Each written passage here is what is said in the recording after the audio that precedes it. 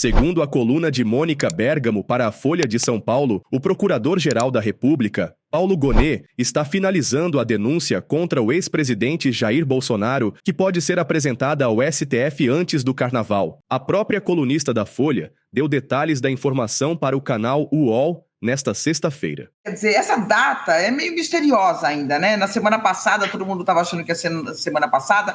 Essa semana ficaram... Eu sei de publicações que ficaram de plantão para que tem que fechar sua capa para o fim de semana, e aí estavam esperando essa denúncia, não veio. Agora o Gonet tem falado, eu conversei com 3 interlocutores dele que disseram que ele já terminou a denúncia, que está burilando, está nos capítulos, assim, está nas vírgulas, para não ter aquele erro de português feio que todo mundo vai reparar. Então, ele está avançado com essa denúncia. O que ganhou destaque também na denúncia de Gonet, informado pela colunista da Folha, foi o tempo da pena que Bolsonaro poderá pegar. Se receber as penas mínimas, pode pegar 11 anos de prisão. No caso das máximas, pode chegar a 28 anos. Tem pessoas no governo que estão um pouco temerosas para saber qual vai ser o tom, se ele vai vir de um jeito mais suave, mas as pessoas que têm familiaridade, que têm boa interlocução com ele, que, enfim, que chegaram a ver ali uma ou outra coisa, dizem que a denúncia vai vir muito dura, Fabiola. Ele mesmo não tem falado, mas o fato é que se ele se basear no relatório da Polícia Federal, e ele vai se basear, mas as pessoas dizem que ele está trazendo mais coisas, que ele está incorporando um pouco mais, por exemplo, a delação do Mauro Cid na denúncia, está colocando mais coisas da delação do Mauro Cid do que a Polícia Federal colocou.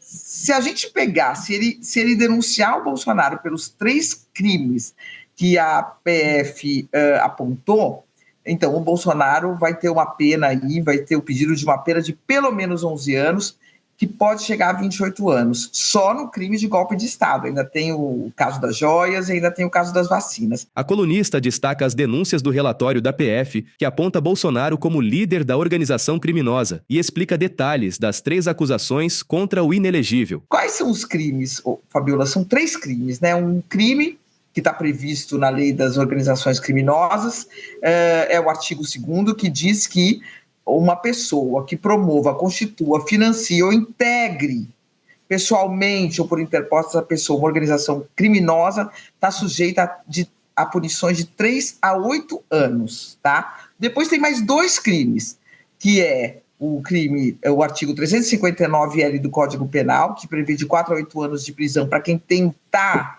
abolir o Estado Democrático de Direito, e o mais grave deles, o 359-M, que prevê entre 4 e 12 anos de prisão para quem tentar depor um presidente eleito, né? Então, o Bolsonaro, segundo a PF, se integrou e liderou uma organização criminosa, isso pode ser um agravante, para depor um presidente eleito e para abolir o Estado Democrático de Direito.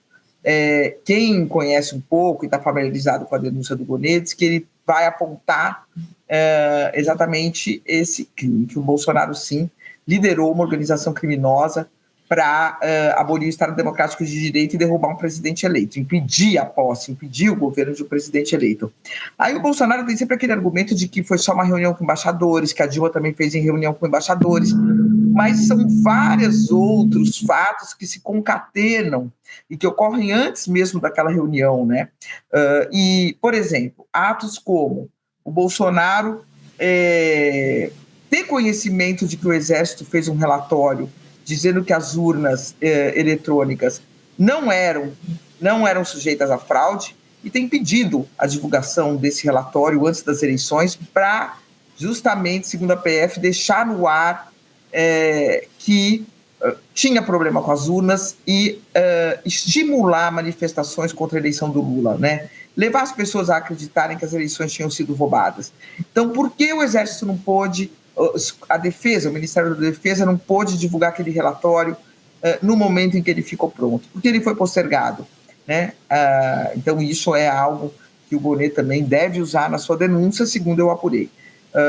Deve usar também aquela questão dele ter se reunido com os comandantes das Forças Armadas e mostrado um decreto do Estado para decretar, que previa no Brasil um estado de defesa, né, e que teria tido adesão do então comandante da Marinha, mas a resistência do comandante do Exército e do comandante da Aeronáutica. Então, mas que ele teria chegado a mostrar esse decreto, né? Então, são vários fatos, não é uma simples reunião com embaixadores, que a Dilma também fez, que todo mundo faz, não. São vários fatos que antecederam essa reunião e que ocorreram também depois dessa reunião e que formam um quadro que define ali, mostra a atuação do Bolsonaro nessa tentativa de golpe. Então, essa é a denúncia, esse é o inquérito da PF, e a denúncia do Gonê vem muito na linha do inquérito da PF. Que eu apurei é que vai ser uma denúncia dura. Uma das minhas fontes que conversa bastante com o Gonê falou: se não vier nessa linha dura, vai ser uma grande surpresa, porque toda a indicação que ele está dando é de que vem dura a denúncia. A explicação da colunista da Folha deixa claro que a prisão de Bolsonaro está muito próxima e que a pena não será aliviada para o ex-presidente que liderou um golpe de Estado contra o presidente Lula. Como ela ainda não veio a público, tem muitos temores, né, no governo de que ele venha com uma denúncia um pouco fraca. Uma pessoa chegou a me falar o seguinte: não, há um receio que ele faça uma denúncia como a que o Rezec fez, então o procurador-geral fez contra o Fernando Collor de Mello, que acabou fazendo, era mal feita e acabou fazendo com que o Supremo inocentasse o Collor. Mas era um quadro político absolutamente diferente, né? O Collor já tinha sido punido, já estava inelegível, já tinha ficado fora do poder, e aí ele acabou, anos depois, sendo inocentado. É um quadro muito diferente do quadro que a gente tem hoje, né, Fabiola? Em que a gente tem ali, tudo indica que no Supremo Tribunal Federal já formado uma certa convicção de que, de fato, Bolsonaro cometeu esses crimes. Agora, quando essa denúncia for apresentada, Fabiola, aí a gente vai assistir a defesa do Bolsonaro, que está com grandes advogados, né? Está com o Celso Pilardi, que é um advogado muito experiente e que deve convocar, ele vai convocar até o Zé Múcio como testemunha, ministro do Lula, né? Para falar que o Bolsonaro facilitou o encontro, a transição de poder nas Forças Armadas, que ele, Múcio, ele falou isso no programa Roda Viva, pediu a ajuda do Bolsonaro para melhorar o clima nos comandos das Forças Armadas, que o Bolsonaro ajudou. Até o Zé Múcio vai ser elencado como testemunho. Então, você imagina que a defesa do Bolsonaro vai vir também, não sei se colocando o pé na porta é uma expressão boa, mas vai vir com muita força para tentar responder a todas as denúncias da PF e do Gonê.